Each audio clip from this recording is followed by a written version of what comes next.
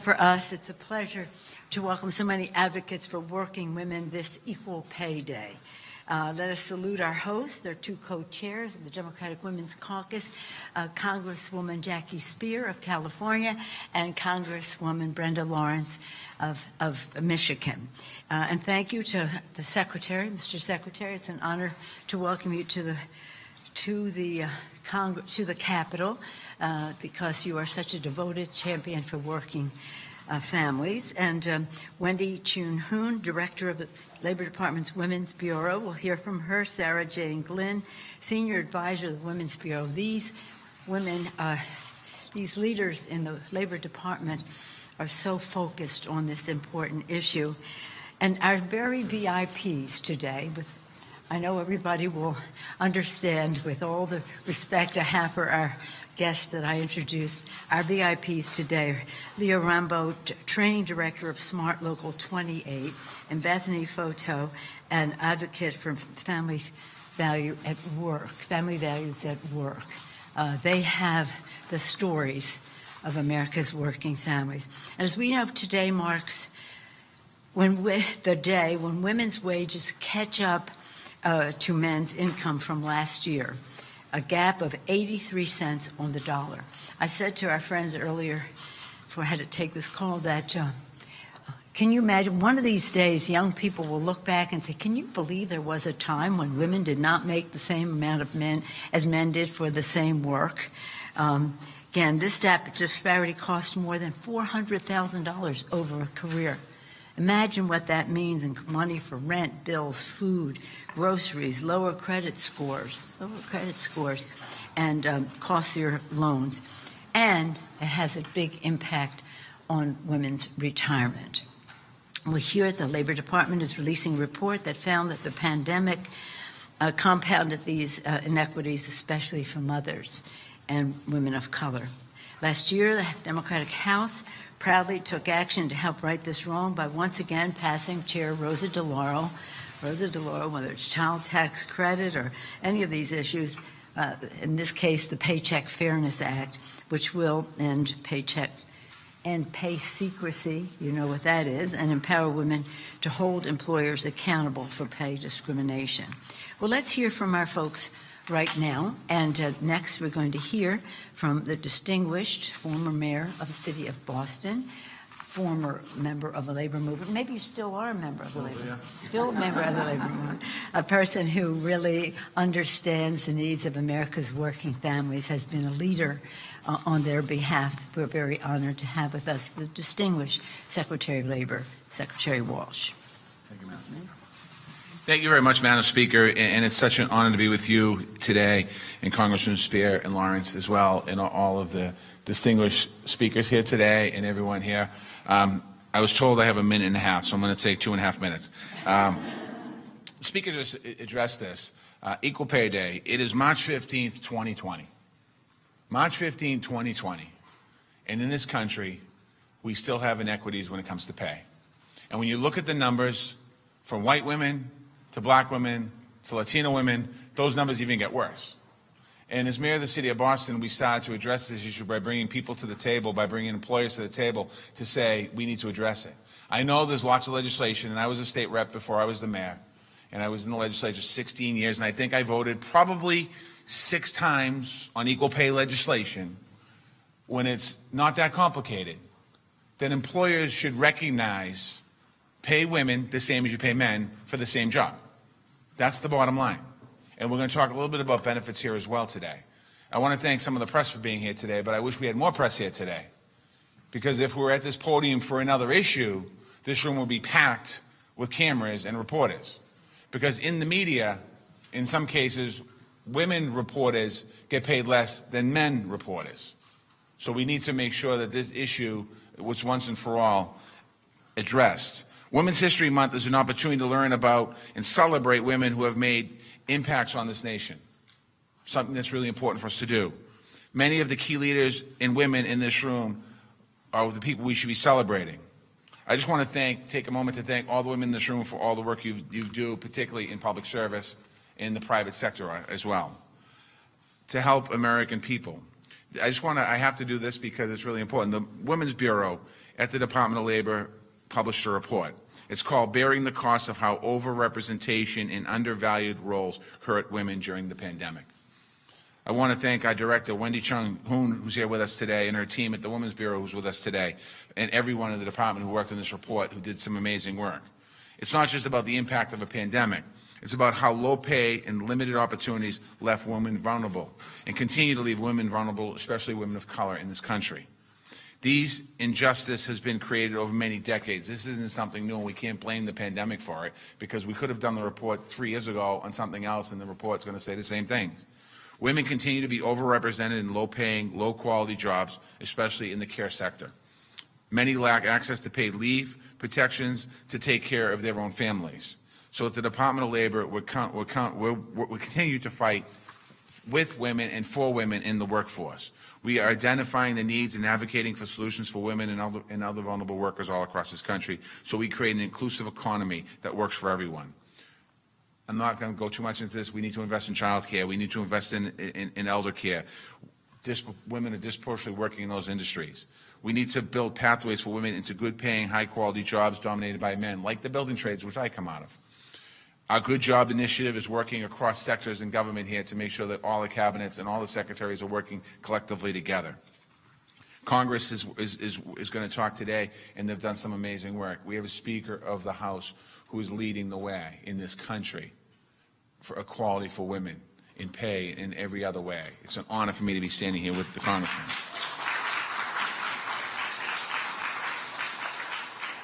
President Biden and Vice President Harris are pushing to remove barriers for caregiving and improving the well-being of many women working in the cares economy.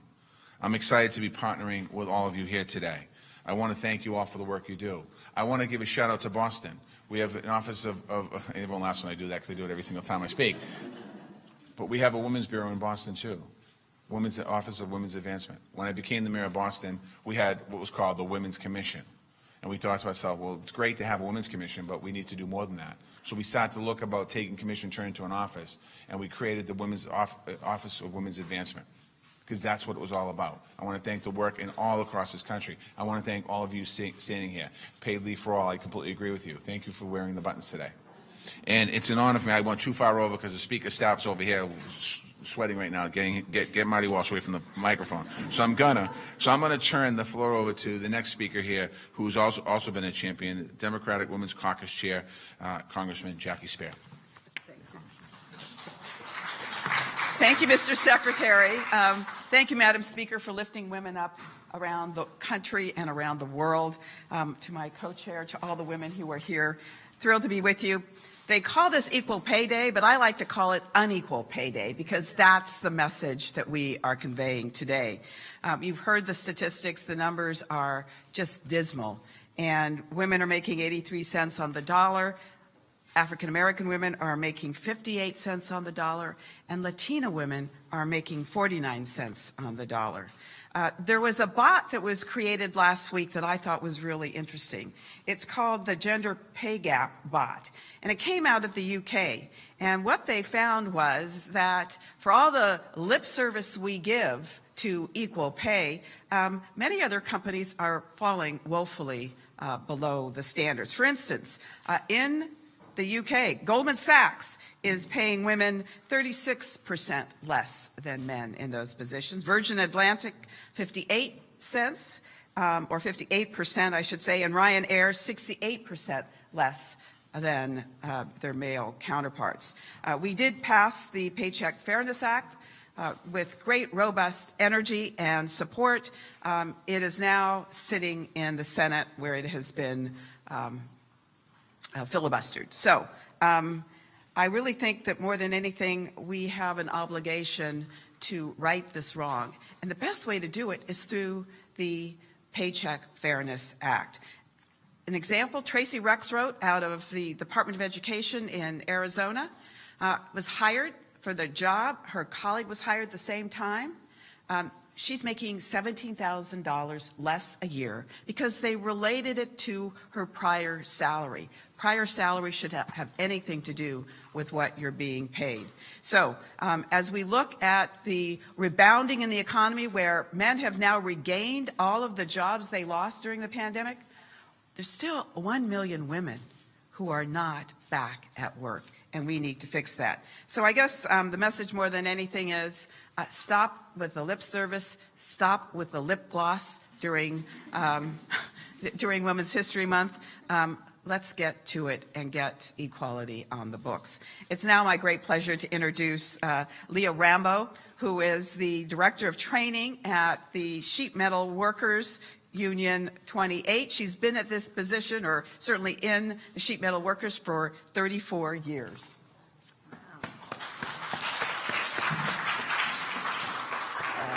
That number 34 already always gets me. I feel like I'm too young for that many years, but here I stand. I guess my story today is really how do we change this gap? And I would say you start very, very young. You know, from a young age, I had my first tool set at the age of 10. And that's when I started my career in the trades. And I came from a household where there were no girl jobs and boy jobs. Everyone did dishes. The only rule was my father wasn't doing them. And so it was a natural progression for me to get into the trades. The building trades is a way to equal those wages. It is an excellent opportunity for women. Of course, there are challenges. It hasn't been smooth sailing for the 34 years, but I'm pretty scrappy and got a lot of grit, so we keep pushing things along. And that's why it's such an honor to be here today with such leaders as yourself, who are really helping us, who are shining that light on our journey. I will say that when you start young with girls, don't limit them. Then there's really no telling it what they can do and how they can succeed. But making $50 an hour, $60 an hour, good union wages, of course, doesn't mean anything if you work 0 hours. And so that's the next step. Are women not just getting paid equitably, but are they working those hours? Are they getting those pension credits? And you know, some of the things that we can do is really monitor that. We have laws on the books. We have goals. Enforcement is a key part. We hope that some of that infrastructure money will go towards things like that through enforcement of these goals, through training to help change the culture so that women, once they come into these occupations that are segregated, then they can be successful there. And so, you know, I guess that's my story today. And what my goal is and what I hope that we can continue to press forward and do is get women to equal our pay, equal our hours, so that we're in a position to be able to feed our families.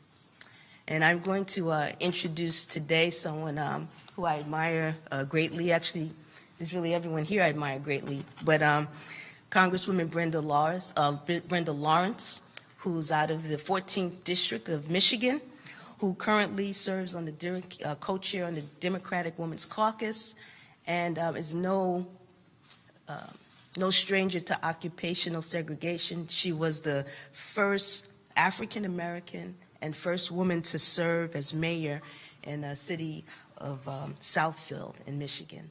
So, Congresswoman Lawrence. I want to say good afternoon to everyone. I'm so proud to stand here with my co-chair of the Democratic Women's Caucus.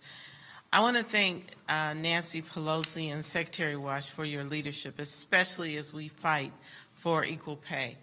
I want everyone to remember this is Women's History Month, and I remind people during Black History Month and during Women's History Month, we celebrate those who came before us. We talk about their prowess and how they made a difference. Well, we are all on the clock now. It's our turn to make history. And I stand here today under the guidance of the Lady of Freedom that sits on top of this building. She has a sword in one hand and a wreath of peace in the other, meaning that we know how to be kind and diplomatic. But when it comes to our rights, sometimes we have to fight for them. And I can tell you that we absolutely must do that. And if I can bring up my shero, Shirley Chisholm, who said if they don't give you a seat at the table, bring a folding chair. Today we're standing here with our folding chair. We are not going to be quiet on this. This is what this country needs to do. And I was told early on in life, If you want to know what someone values, follow the money. And we, as women in this country, we know we add value to our economy, to our communities, to the overall safety of this country. And we demand the respect and to be valued by paying us a wage that is equal. And I will not leave this mic without pointing out the challenges of women of color. You heard the statistics that my co-chair Spears spoke of. Women of color are disproportionately even worse when it comes to equal pay. And we must stand up and be loud about it, be consistent about it. We did our work in Congress because we have an amazing Speaker of the House. But we must ensure that it's not a quiet day today, that Paycheck Fairness Act is a necessity. Because if you do like another shero of mine, Aretha Franklin, is to give me a little respect. It's not acceptable for me to see my sisters in the workplace and getting paid less. And that point about less hours, that's another way to disenfranchise us.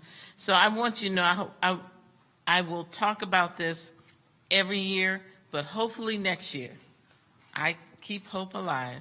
Next year, we'll be saying, we finally got it right, and let's continue our fight. And I will end with a statement that I know my speaker is going to say again, but when women succeed, America succeeds. And now I would like to bring forth Bethany, who is the equal pay advocate, a care worker, and a member leader of the Family Values at Work.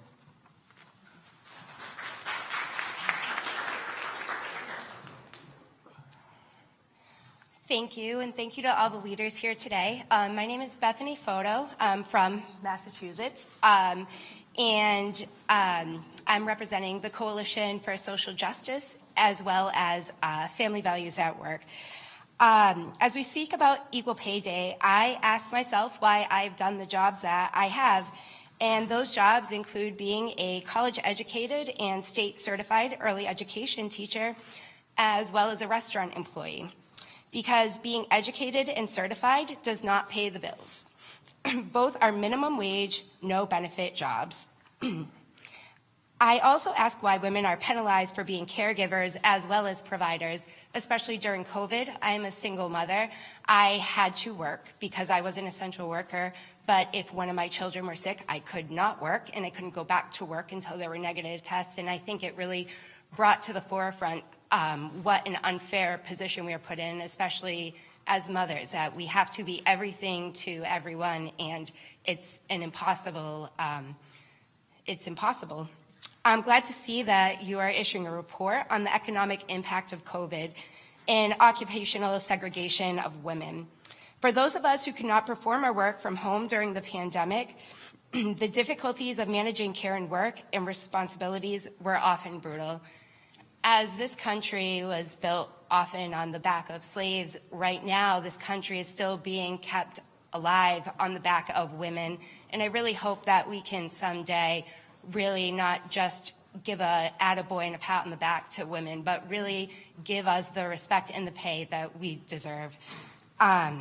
Now I would like to introduce a personal hero of mine. She is a 20th director of the Women's Bureau appointed by President Biden on February 1st, 2021, and a leader, a mentor, and aspirational Wendy Chunhoon.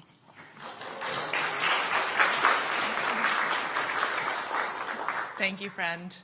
I am really honored to be with this distinguished group and to mark the unfortunate occasion of Equal Pay Day with the introduction of our new report, which explains how and why women, and especially women of color, were most impacted during the pandemic, a reality owing to in no small part to the fact that women tend to be concentrated in a subset of female-dominated jobs, otherwise known as occupational segregation.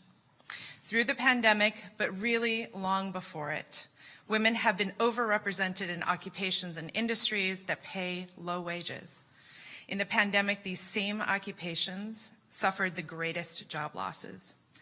I don't want to give too many details away that my colleague Sarah Jane is going to mention as she talks about the report as one of its co-authors, but I would be remiss if I didn't underscore the connection to why we're gathered here today, to mark Equal Pay Day, the symbolic recognition of the persistent gender wage gap.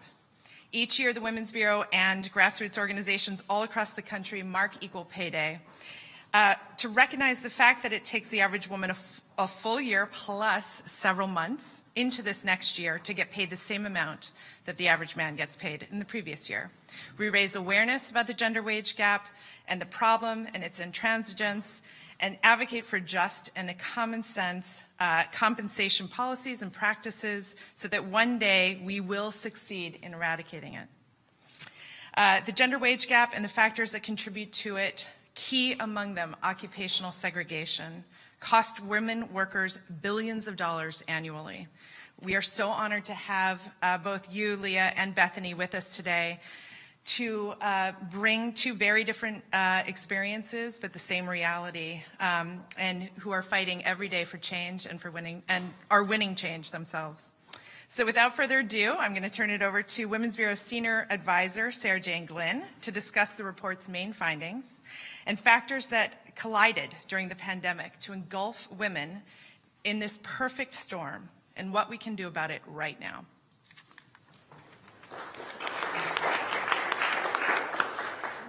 Hey, y'all. We know when it comes to the pandemic, the unemployment effects were hardest on women, and a lot of that was driven by the experiences of women of color.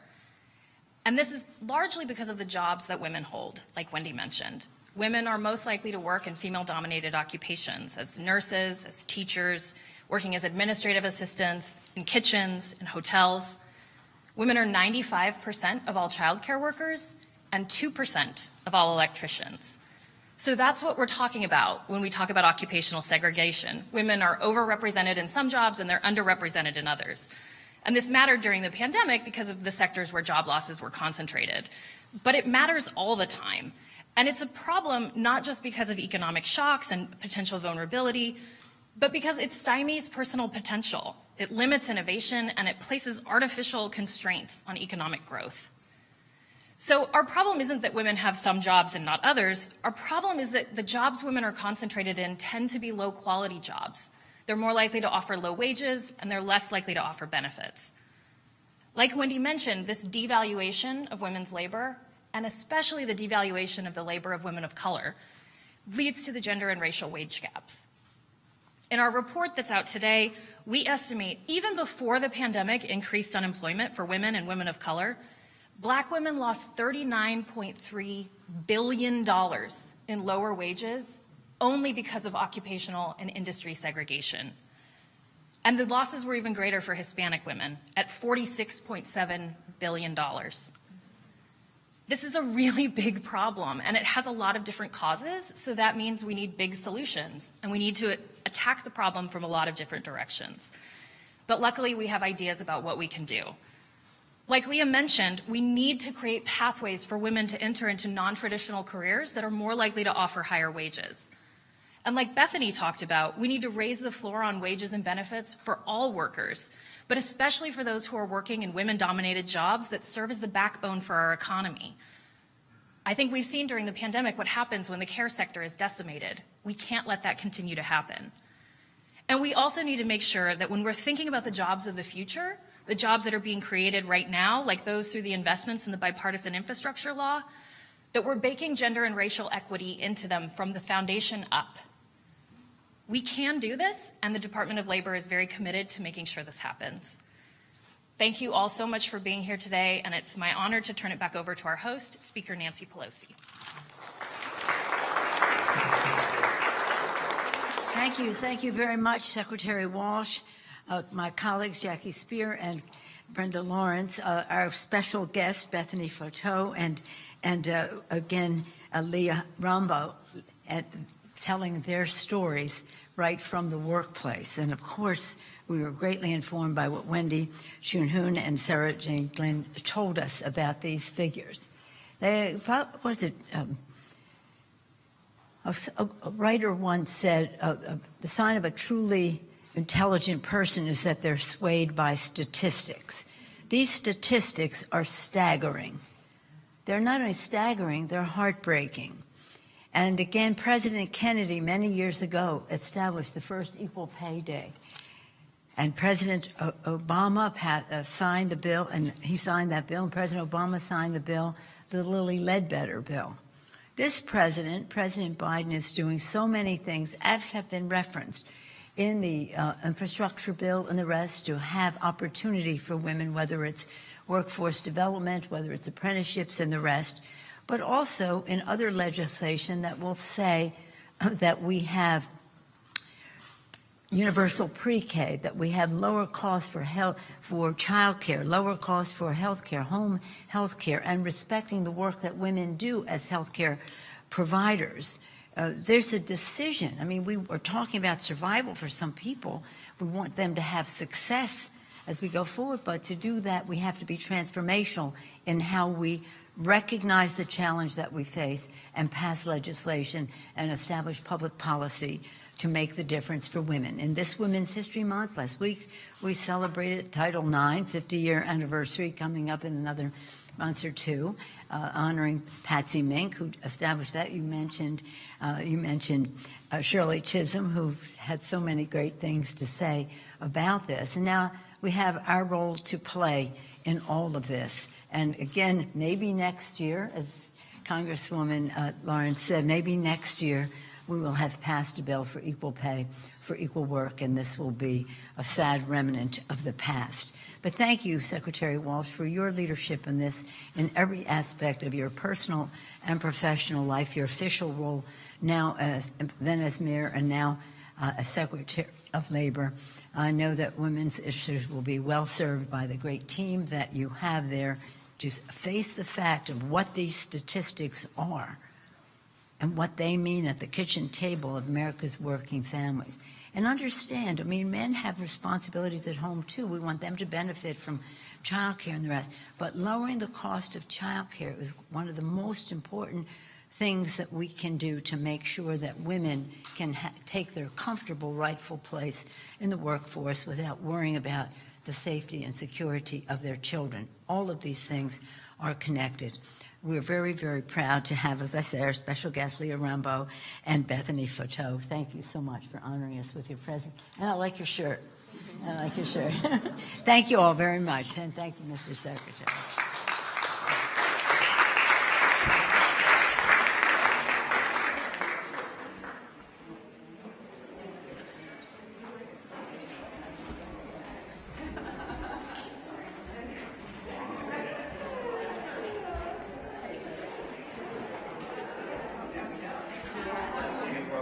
Well,